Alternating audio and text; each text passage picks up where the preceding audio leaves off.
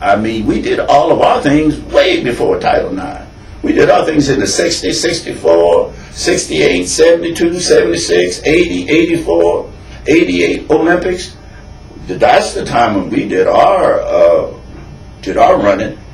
We had to run against countries. When I was on the first United States team to go to Russia, and that was in 1958. I coached the first United States team to go to Russia. You got to realize that we had 8 girls on that team from Tennessee State. And we didn't have over 2 or 3 track meets a year here in this country. And we had to run against the country of Russia, the USSR national team. Now, we had about 20-some girls on the team, but the bulk of the team was Tennessee State. In other words, we could have called the United States team Tennessee State's team, because it was. And we went over there, we wasn't supposed to win nothing. We went over there with the men's team. The men's team, well, we had a big argument about it even before we went. The Russians called themselves a national team. We didn't call ourselves a national team at that time. The men didn't want the women. We had the men's United States USA team, but they didn't want the women to go along, because the women weren't strong at that time. As far women had about 5 or 6 schools that had women's track. We had a lot of clubs. They had 10 or 12 clubs in the United States. Had the New York Track Club, Philadelphia Track Club, Chicago Track Club. These various clubs that all were there to when we had the tryouts to represent the United States. But now, here was a school almost running against a country. And went over there and beat them. We won the 100, we won the 200, we won the 4x100 relay, we won the shot put.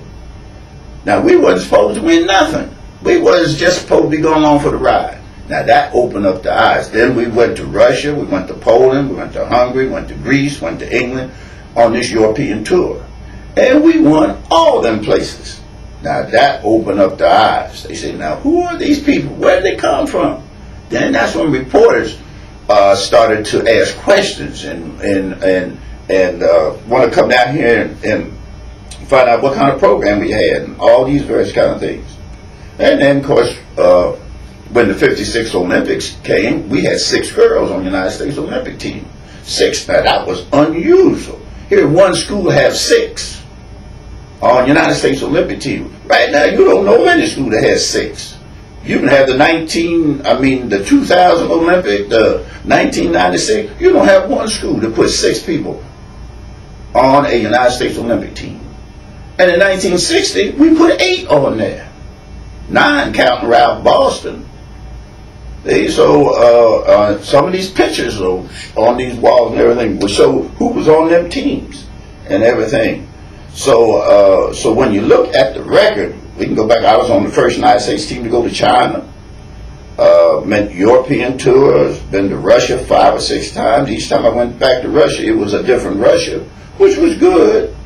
As I tell everybody, when I went to Russia in 58, that's the only time I heard the national anthem played, the USA national anthem played, and you couldn't hear a pin drop.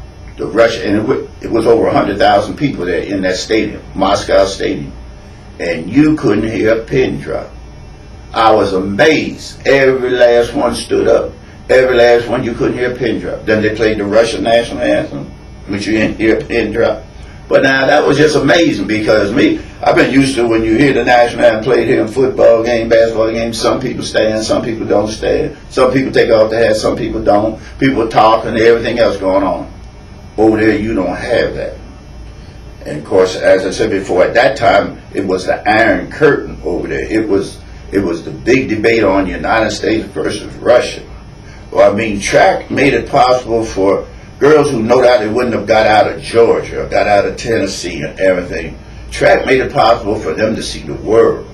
They would have never been able to see the world if it wouldn't have been for their athletic ability and everything. And of course, you got to realize that when they graduated, when Wilma Rudolph graduated and all these other young ladies graduated, they didn't have no choice. They didn't have no choice. They either got married and had a family, or teach school, or it was no other choice. Now you have this Marion Jones. Oh, she made $2 million last year running track. $2 million. We didn't make two pennies. When Wilma Rudolph won her 3 gold medals, Adidas sent us a pair of track shoes and a pair of flats. And we thought it was the greatest thing in the world.